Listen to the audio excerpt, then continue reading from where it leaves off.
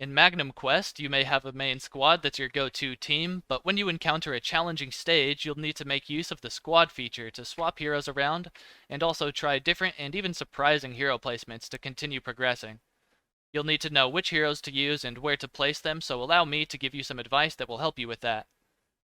These are some of the formations that I've used to pass challenging levels that I was stuck on.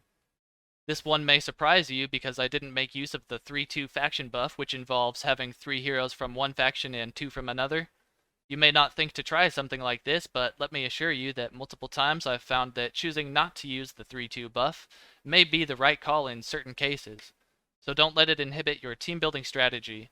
In this situation, I needed the extra protection and heals from Arthur, and I needed the control from Ione to beat the stage. Here is another interesting formation that got me past a difficult stage. In this situation, I do make use of the 3-2 buff, but you may think it's odd to see Ione on the front line and Eris in the back.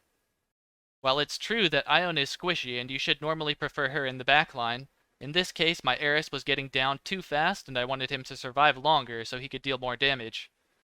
Putting him in the back line allowed him some time at the beginning of the fight to be free of taking damage, which allowed him to survive for longer, which meant Eris was even more capable of surviving still, since the controlled enemies could deal less damage to him, so he was able to get enough damage in to clear the stage.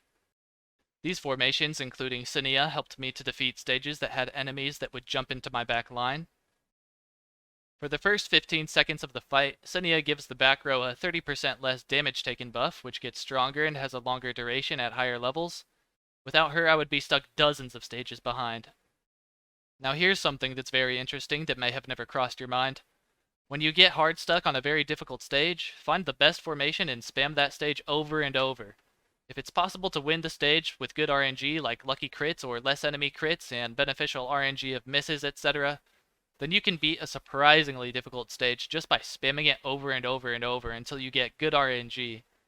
Before I beat this stage, I was hard stuck and I tried countless formations until I found this one, which sometimes resulted in me not killing a single enemy when I got bad RNG, but sometimes got me close to clearing the stage when I got very good RNG. I attempted to beat this stage over and over, more than 20, 30, or even 40 times without changing my team or hero placements at all. But I finally beat it with lucky RNG. I positioned Ione to be the first one that Carlotta would jump on, and I positioned Ekra to be the second one that Carlotta would jump on.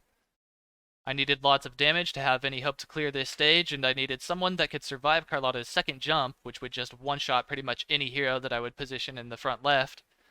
Except for Ekra, due to her insanely good survivability for a caster DPS as a result of her periodic invulnerability, and a just high defense and health, and also of course her being 2-star helped a lot. Fair easily dies often, but against the right team, he is the key.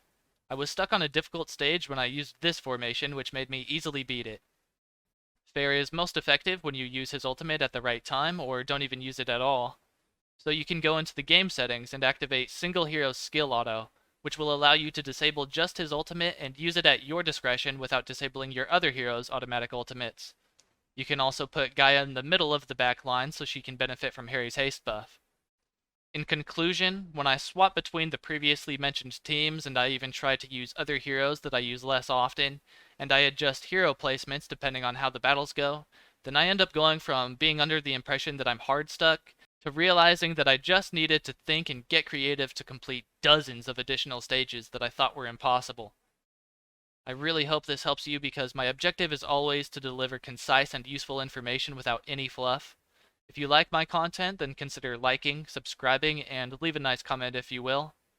Thank you very much for watching. Peace.